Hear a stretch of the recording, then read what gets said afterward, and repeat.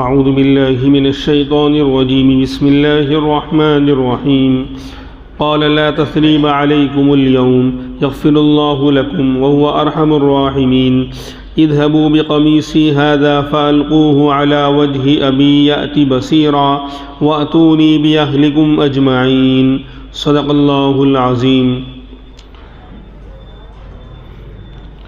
کل یہ بات آئی تھی کہ سیدنا یوسف علیہ السلام اور ان کے بھائیوں کی ملاقات ہو گئی اور حضرت نے خود بتا دیا کہ میں یوسف ہوں، یہ میرا بھائی بنیامین ہے۔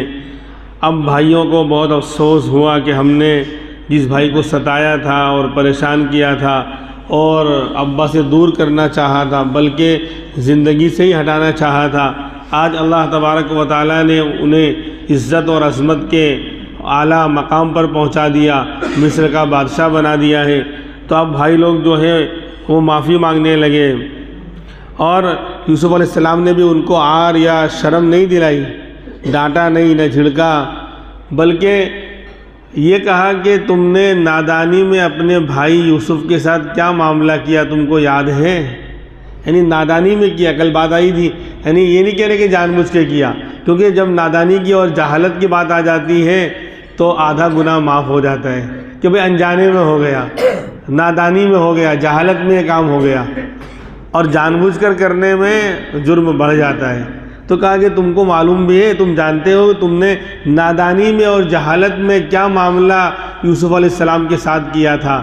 اب یہ لوگ ایک دم شرمندہ ہو رہے ہیں اور افسوس کر رہے ہیں۔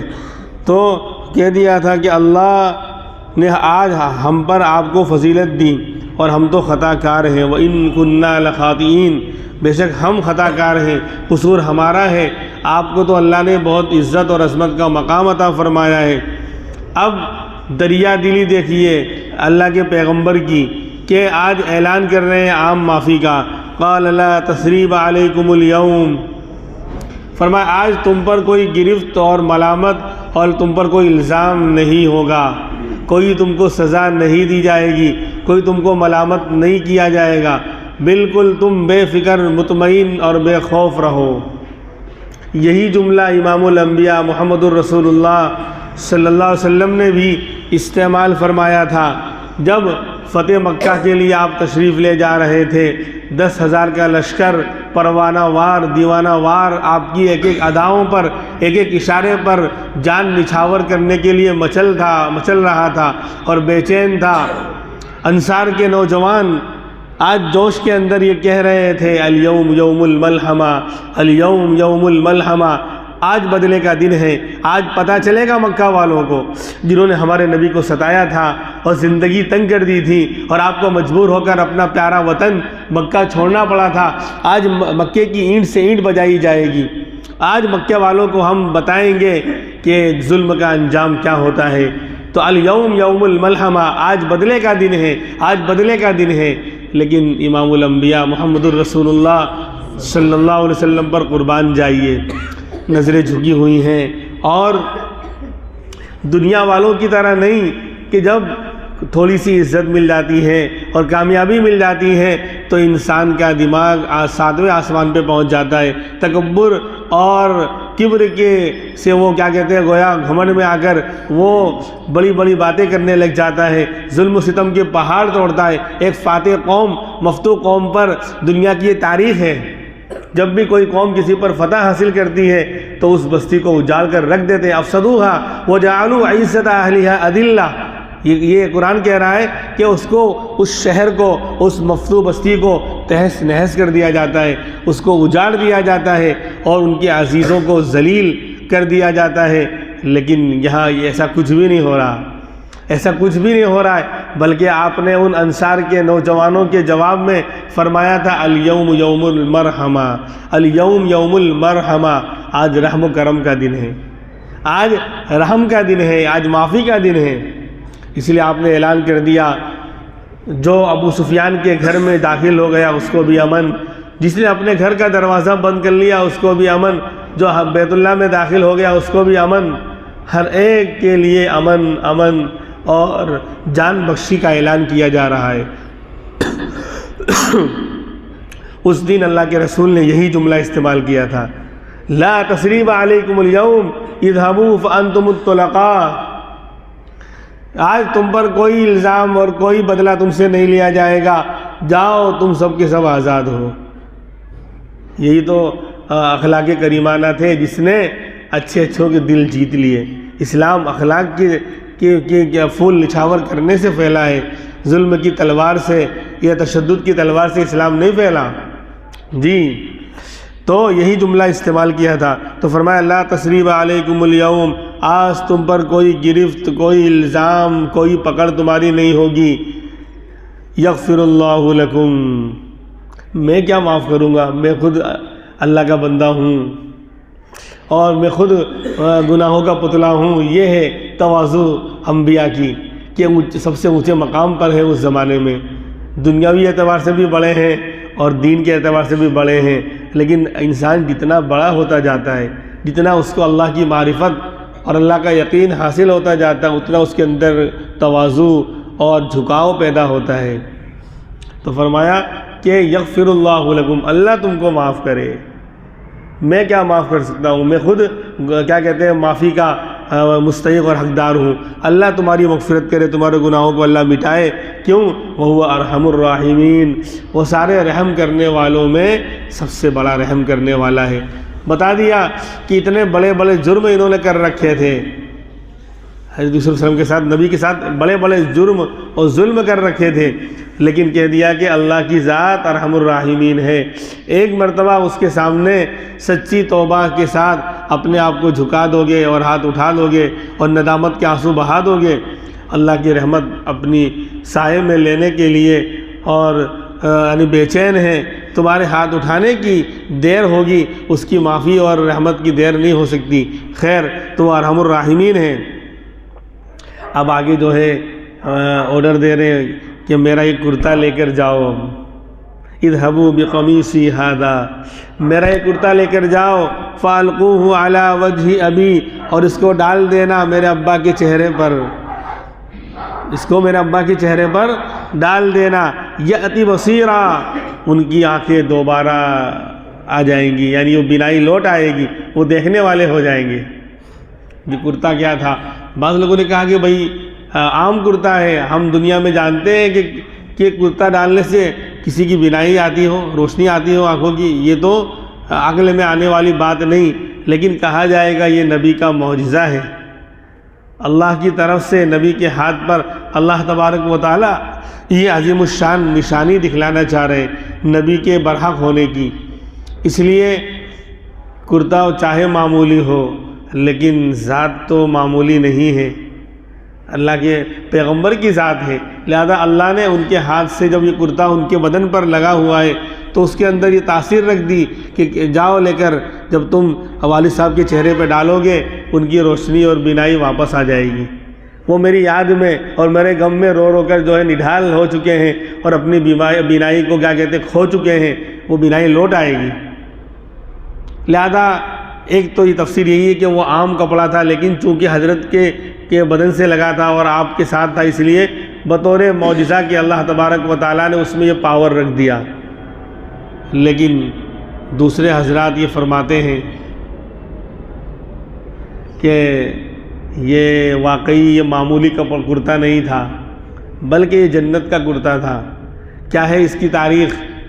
تو آپ کے پردادا ابراہیم علیہ السلام، دادا اسحاق علیہ السلام ہے، ان کے والد ابراہیم علیہ السلام، تو پردادا ابراہیم علیہ السلام کو جب نمرود نے آگ جلائی تھی اور آگ میں ڈالنے کا ارادہ کیا تھا تو پورے بدن کے کپڑے اتار لیے تھے۔ اس وقت اللہ نے جبریل علیہ السلام کو بھیج کر جنت سے یہ کرتا ان کے لیے تیار کروایا تھا، تو کرتا آپ نے پہنا تھا، پھر آپ کے پاس وہ رہا، پھر آپ کے انتقال کے بعد آپ کے صاحبزادے اسحاق علیہ السلام کے پاس وہ رہا، ان کے انتقال کے بعد ان کے صاحبزادے یعقوب علیہ السلام جو آپ کے والد ہیں ان کے پاس رہا، اور پھر کیا ہوا، ان کے والد نے بچپن میں جب یہ چھوٹے تھے تو عجیب و غریب بات لکھی ہے کہ اس کرتا بہت ہی زیادہ یعنی باریک اور ایک دم سافٹ، ایک دم نرم کپڑا تھا، ایک دم ہلکا، تو اس کو جو ہے ایک نلکی میں ڈال کر گلے میں ڈال دیا تھا. یہ سمجھ میں آنے والی بات ہے نہیں ہے؟ نہیں، دنیا میں بھی اس طرح کی چیزیں ملتی ہیں کہ وہ لنگی اتنی بڑی ڈبے کے اندر لنگی، بنگلہ دیش کی لنگی تھی اتنی بڑی ڈبے کے اندر، اس کو کھولا گیا پوری کاٹن کی، شاندار، مہنگی. تو جب آج دنیا کے کپڑے کو انسان اتنا یعنی نرم اور باریک ہونے کی وجہ سے لپیٹ کر ایک ڈبی میں ڈال سکتا ہے، پورا کرتا، پوری لنگی، تو جنت کے کپڑے کو کیا اس کو لپیٹ کر ایک چھوٹی سی نلکی میں ڈال کر گلے میں نہیں ڈال سکتے؟ بطور برکت کے نظر نہ لگے، کیونکہ جنت کی نعمت کا اثر ہوتا ہے، وہ نعمتیں لازوال ہیں تو اس کا اثر بھی لازوال ہوتا ہے. تو حضرت کے یعنی اپنے بیٹے کی گردن میں ڈال دیا تھا اس کو. جب بھائیوں نے کنویں میں ڈالا تو حضرت جبریل آئے اور اس کپڑے کو جو ہے حفاظت سے نکال لیا اس نلکی میں سے، تاکہ وہ کنویں کے اندر خراب نہ ہو جائے. پھر بعد میں وہ کرتا آپ کے پاس رہا، آپ کو واپس دے دیا، پہنا دیا، اور اسی کو لے کر جو ہے وہ سالوں تک آپ کے پاس رہا. تو یہ جنت کا کرتا تھا، بعض لوگوں نے یہ کہا ہے. لہذا اس کی تاثیر تھی کہ جس نابینا پر ڈالو تو اس کی برکت سے وہ دیکھنے والا ہو جاتا تھا. بہرحال، اور تیسری تفسیر شاہ ولی اللہ صاحب رحمۃ اللہ علیہ نے بھی کر رکھی ہے. وہ حضرت فرماتے ہیں کہ اللہ کے پیغمبر یوسف علیہ السلام ہی کیا کم معجزے والے تھے. دنیا کا سب سے حسین ترین بدن، سب سے خوبصورت چہرہ اللہ کے رسول کے بعد آپ ہی تھے. اس لیے کوئی بھی کرتا آپ کے بدن سے لگ جاتا تھا، اس میں یہ اثر پیدا ہو جاتا تھا. یہ تیسری تفسیر. کوئی بھی کرتا، جنت کا نہیں تھا وہ، لیکن آپ کا اتنا خوبصورت بدن اللہ نے بنایا تھا، اس کی برکت اور روحانیت یہ تھی کہ کوئی بھی کپڑا آپ کے بدن سے ٹچ ہو جاتا، آپ اس کو پہن لیتے تو اس میں یہ تاثیر پیدا ہو جاتی. اس لیے جو ہے کہا میرا کرتا لے کر جاؤ، میرے ابا کے چہرے پر ڈال دینا، یاتی بصیرہ، وہ دیکھنے والے ہو جائیں گے. اور کہا وَأْتُونِي بِأَهْلِكُمْ أَجْمَعِينَ، اور تم میرے پاس سارے گھر والوں کو، تمام کو لے کر آ جاؤ. صرف ابا کو نہیں کہا بلکہ پورا، کیونکہ میرا آنا مشکل ہے، کیونکہ حالات ہم سنتے آئے ہیں کہ قحط سالی کا زمانہ چل رہا ہے، اور پورا نظام سنبھالنا، حکومت کو سنبھالنا، اور پھر قحط سالی کو ڈیل کرنا اور اس کا انتظام کرنا اور غلہ تقسیم کرنا. ہزاروں لوگ روزانہ الگ الگ علاقے سے آ رہے ہیں. تو بظاہر اللہ کے پیغمبر کا یہ چھوڑ کر ابا کے پاس جانا یہ مشکل تھا. اس لیے کہا کہ سارے گھر والوں کو یہ لے آؤ. آج اللہ نے مجھے بہت نوازا ہے، اللہ کا کرم ہے کہ سارے گھر والوں کا مسئلہ حل ہو جائے گا. تو وَأْتُونِي بِأَهْلِكُمْ أَجْمَعِينَ، تم سب میرے پاس سارے تمام کے تمام گھر والوں کو لے کر آ جاؤ. اب کیا ہوا، ادھر جو ہے قافلہ روانہ ہو رہا ہے، یعنی کنعان کی طرف، حضرت یعقوب علیہ السلام کی طرف. وَلَمَّا فَصَلَتِ الْعِيرُ قَالَ أَبُوهُمْ، جب قافلہ روانہ ہوا، مصر سے باہر نکلا، ابھی تو لکھا ہے کہ 250 میل کا فاصلہ تھا دونوں شہروں کے درمیان، کنعان اور مصر کے درمیان، یعنی 400 کلومیٹر کے قریب، اس سے کم نہیں زیادہ ہی ہے. تو اتنا لمبا فاصلہ تھا. تو ابھی شہر سے قافلہ روانہ ہوا کرتے کو لے کر. ادھر قال ابوہم انی لاجد ریح یوسف لولا ان تفندون، تو ابا کہنے لگے مجھے یوسف علیہ السلام کی خوشبو آ رہی ہے. ابھی تو 400 سے زیادہ کلومیٹر کے فاصلے پر قافلہ ابھی شہر سے مصر سے نکلا ہی نہیں ہے، اور وہاں کنعان میں، وطن میں، گھر پر ابا فرما رہے ہیں کہ انی لاجد ریح یوسف، مجھے یوسف کی خوشبو محسوس ہو رہی ہے. لولا ان تفندون، اگر تم مجھے سٹیایا ہوا نہ سمجھو، اگر مجھے عقل کا مارا ہوا اور بہکی باتیں کرنے والا نہ سمجھو، تو میں جو کہہ رہا ہوں بالکل صحیح کہہ رہا ہوں، پورے ہوش و حواس میں کہہ رہا ہوں کہ مجھے یوسف کی خوشبو آ رہی ہے. یہ اللہ کی قدرت ہے. یہ عجیب و غریب معاملہ ہے. کنویں میں جب ڈالا تھا تو بستی کے قریب کنواں تھا، اسی شہر میں تھا، شہر نہیں بلکہ اسی قریب میں ہی تھا بستی کے. تو وہاں خوشبو نہیں آئی اور تلاش کرنے نہیں گئے. ارے ہے نا مسئلہ. جب بھائیوں نے کنویں میں ڈالا تھا تو کنواں تو اسی بستی میں ہے جہاں آپ رہ رہے تھے، زیادہ دور بھی نہیں، 1-2 کلومیٹر زیادہ نہیں ہوگا، بستی کے باہر صرف جنگل میں لے آ کے. تو اتنی قریب جب آپ کنویں میں ڈالے گئے تو وہاں خوشبو نہیں آئی، اور ابھی دوسرے شہر اور دوسرے ملک میں یوسف علیہ السلام نے تو خوشبو آ رہی ہے. یہ ہے اللہ کی قدرت. اللہ یہی تو بتانا چاہتے ہیں، یہ معجزہ ہے، اور معجزہ اللہ کہتے ہیں یہ میرا عمل، میرا فعل ہے، میں ظاہر کرتا ہوں خلاف عادت، عقل کے خلاف معجزے کو. معجزے کا معنی عاجز کرنے والی، عقل کو عاجز اور حیران کرنے والی چیز. کہ ابھی سورج نکل آوے تو احمد آباد میں ابھی 9:15 بجے، تو عجیب و غریب بات ہوگی نہیں ہوگی؟ ناروے وغیرہ میں نہیں ہوگی جہاں سورج جو ہے بہت سے مہینے 4-6 مہینے ایسے آتے ہیں کہ سورج ڈوبتا ہی نہیں ہے. خیر، لیکن یہاں یہ عجیب و غریب بات ہو جائے گی، لوگ عاجز حیران ہو جائیں گے، یہ کیا ہو گیا کہ سورج کیا لگتا ہے وہ بھول گیا، وہ راستہ واپس نکل آیا.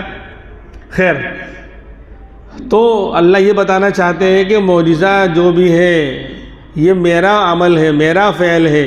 میں جب چاہتا ہوں نبی کے ہاتھ سے ظاہر کرتا ہوں. نبی کا خود اختیاری فعل نہیں ہے کہ نبی جب چاہے اس کو ظاہر کر دے، ورنہ تو اگر یہ ہوتا تو کنعان میں کنویں کے اندر خوشبو ضرور محسوس ہوتی. اللہ نے وہاں نہیں چاہا خوشبو محسوس کروانا تو نہیں کروایا، اور یہاں دور ہے، دوسرے ملک میں، مصر میں، تو خوشبو آنے لگی. ابھی تو کرتا آئے، اس سے پہلے خوشبو آنے لگی.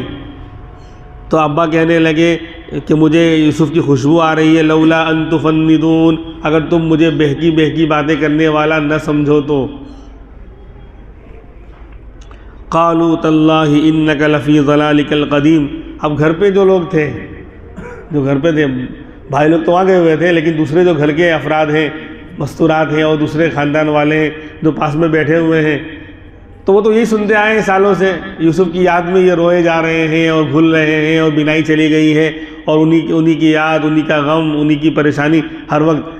تو وہی بات وہاں سننے والے کہہ رہے ہیں کہ تاللہ انک لفی ضلالک القدیم، خدا کی قسم آپ تو اس پرانی حسرت اور پرانی کیا کہتے ہیں غلطی پر ہو، ابھی بھی وہی پرانا راگ الاپ رہے ہو، یوسف یوسف یوسف، جو ہم 40 سال سے زیادہ سنتے آ رہے ہیں.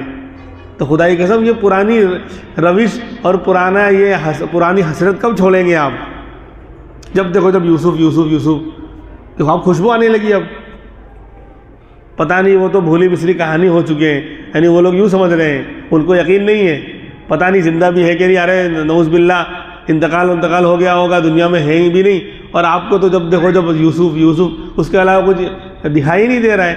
تو قالوا تاللہ انک لفی ضلالک القدیم، تو کہنے لگے گھر والے کہ خدا کی قسم آپ اسی پرانی غلطی پر ہیں، اسی پرانی حسرت اور پرانا وہی راگ الاپ رہے ہیں کہ وہی یوسف یوسف کو بار بار یاد کیے جا رہے ہیں جو ہم سنتے آ رہے ہیں برسوں سے. یہ کچھ بھی نہیں ہے، خواہ مخواہ یہ محبت زیادہ سوار ہو جاتی ہے تو ایسا ہوتا ہے. جس کی محبت ذہن و دماغ میں زیادہ سوار ہو جاتی ہے تو وہ ہر وقت سامنے نظر آتا ہے، ہر وقت بات کرتے ہوئے نظر آتا ہے. جب نوجوان بیٹے کا اچانک انتقال ہو جائے، یعنی ایکسیڈنٹ ہو جائے، اور 20 سال کا نوجوان لڑکا انتقال کر جائے، تو ماں کی کیفیت کیا ہوتی ہے؟ وہ پاگل ہو جاتی ہے اس کی محبت میں. میرا بیٹا کھڑا ہے، ارے مجھے بلا رہا ہے، ارے وہ دیکھو، ارے وہ کھانا مانگ رہا ہے مجھ سے، ارے وہ لوگ کہتے ہیں کہ نہیں، وہ تو اللہ کو پیارا ہو گیا، اس کو دفنا دیا گیا. لیکن چونکہ اس کی محبت اس کے ذہن و دماغ پر ایسے چھائی ہوئی کہ اسے ہر جگہ اپنا بیٹا ہی نظر آ رہا ہے. تو اب ابا کا حال بھی یہی تھا. تو لوگ یہ کہہ رہے ہیں کہ وہ ذہن و دماغ پر بس ایک ہی حسرت اور ایک ہی محبت چھائی ہوئی نا، تو یہ اسی لیے کہہ رہے ہو کہ خوشبو آ رہی ہے، لیکن یہ حقیقت تھی. اب صورتحال دوسری ہے کہ واقعی خوشبو پھول کے بغیر نہیں آ رہی، پھول ہے جبھی خوشبو آ رہی ہے، پھول کا وجود ہے جبھی اس کی خوشبو آ رہی ہے.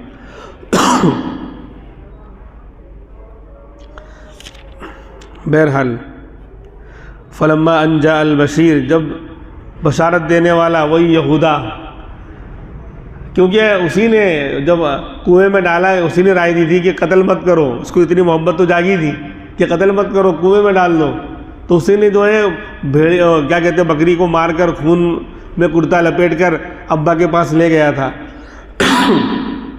تو اس بار یہودا نے کہا کہ میں تو ہو جاؤں گا بےہودہ اگر کرتا میں نہیں لے جاؤں گا. تو اس لیے کرتا میں لے کر جاؤں گا کیونکہ اس وقت ابا کے لیے غم کا سبب میں بنا تھا، خون میں جھوٹ موٹ کا یعنی کرتا بھگا کر میں لے گیا تھا اور ابا کو اس سے غم ہوا تھا۔